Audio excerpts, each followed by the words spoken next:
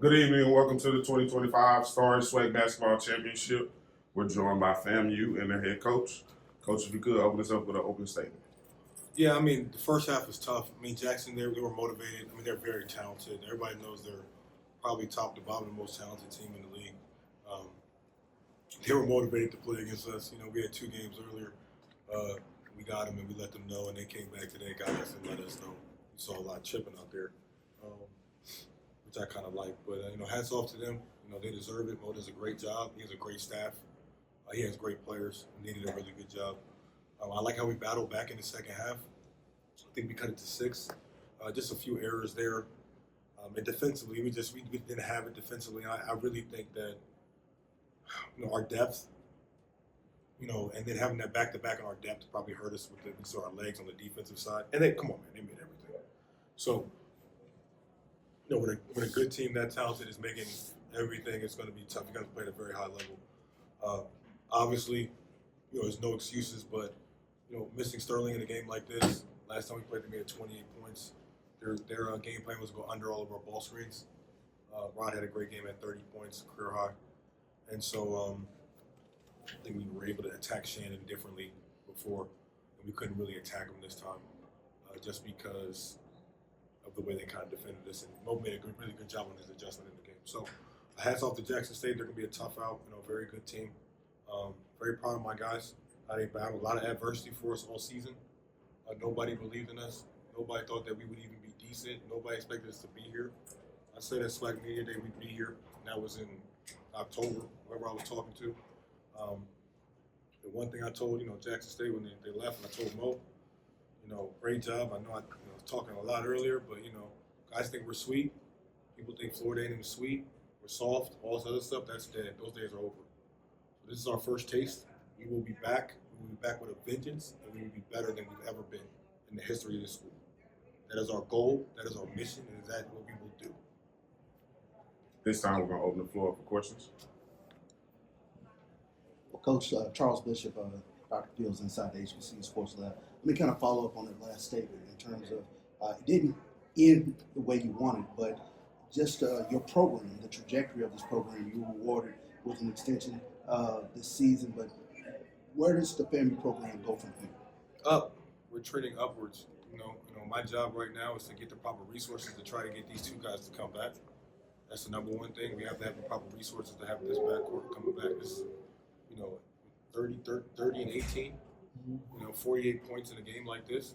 So right now my job is to get the resources, and you know what I'm talking about, to make sure that they're able to come back, at least make us a viable option. And then we're going to recruit top-tier talent to come in here and really get this thing going. I got the job on July 8th. That's when I started my first day. My assistant coaches didn't come until August the 17th.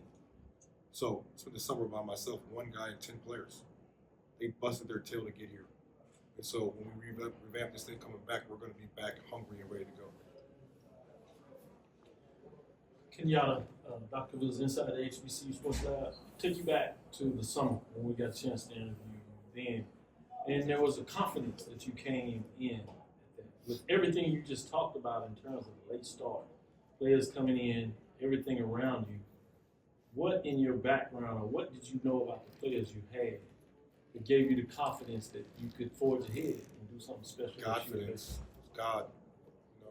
Seventh-day Adventist Christian, been at my whole life. Playing on the Division I level now, like coaching Division I level, like, come on, man. We worked our whole life for this. So the work, your confidence comes from your work ethic, your dedication, your competitive nature. We came in this league and we were ready to go. We weren't scared of anybody. Jackson State punched us in the mouth, we'll be back. But if we just work, we know how hard we work, we know how much work we put into this. I know how good of a character guys I have to my right and my left. I'm blessed to have them. God put them in our life, and I'm glad I'm in their life.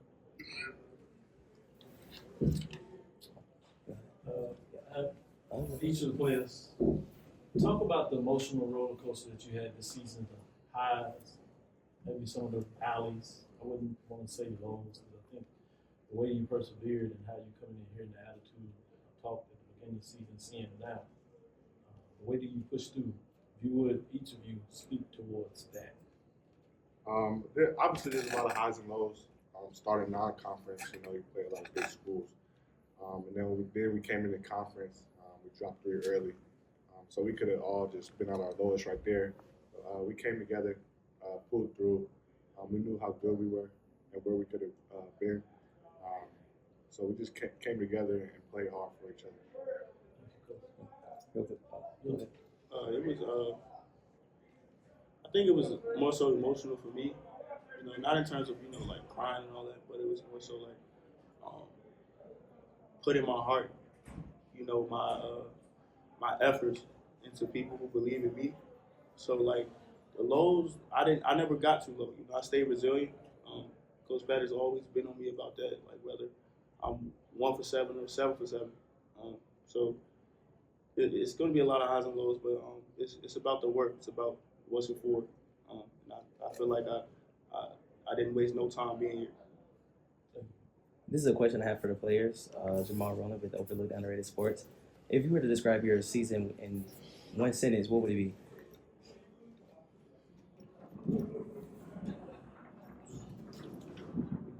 I can put in a word, maturity.